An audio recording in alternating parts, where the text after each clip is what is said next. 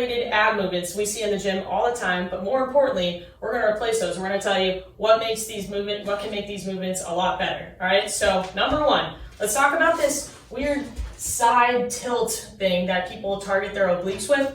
Now, let's talk about the obliques first. The obliques are in charge of flexion, all right, abdominal flexion, and more importantly, an oblique diagonal pattern. All right, so what is this? What even is this? She's tilting here. She's actually making this part, the love handles, if you will, more thicker. She's bulking that up. So I don't know why anyone would want to do that. But really, it's starting the quadratus laborum in the back. So maybe this is a better QL exercise, but I don't see this being a very great oblique exercise. So how can we make this better? What should we do that's going to target obliques, but how are we going to target them functionally? We're going to do a chop pattern. Now we're going to make another video on PNF diagonal patterns because this is a large area. But we can see that she's going from upper right corner to down low on her left. And you can see that she's working her right side concentrically and her left side eccentrically as she goes on the way up. This is perfect. This is functional. Chops are very functional for sports and everyday activities, and she's able to include some power and weight training into here. All right, let's talk about exercise number 2. The most common exercise, the plank. All right, so first of all, everyone does plank strong. I'll tell you that right now. Everyone has their hands together. That's wrong. Everyone either has a weak core, so they're going to either drop their hips or hike their hips because they just can't do it.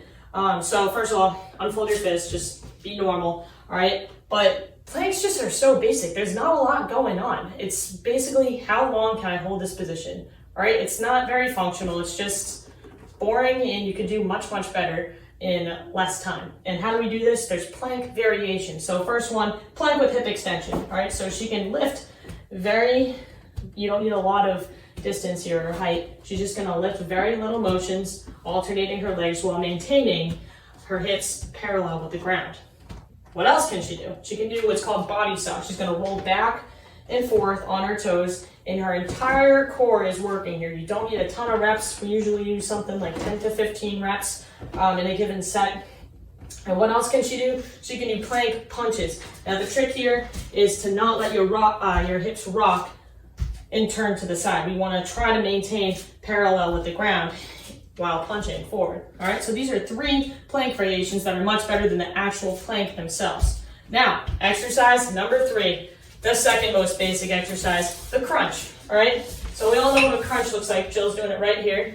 Honestly, I do crunches sometimes. Do I do them every day? No, because they're boring and they're only targeting very limited section of your abs, the upper abs. We do want to target the upper abs, but there's better ways to do this, as in more functional.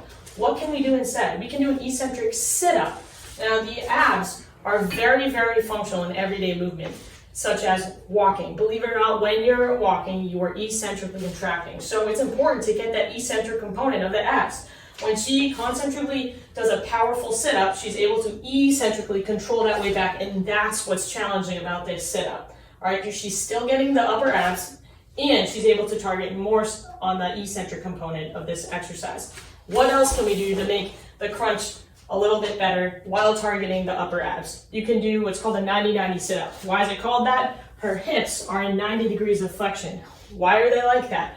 The hips, when people are weak in the abs, the hip flexors tend to take over. So how do we avoid that? We put them in 90 degrees of flexion. We wipe out the hip flexors, and she's only able to do this contraction using her upper abs. So I believe this targets the upper abs way better than just the standard old crunch. All right, so these are 3 exercises that are overrated, but as you can see, we replaced them with 3 much better exercises that you can train functionally in the gym and still get to look better. All right, guys, we'll see you next time.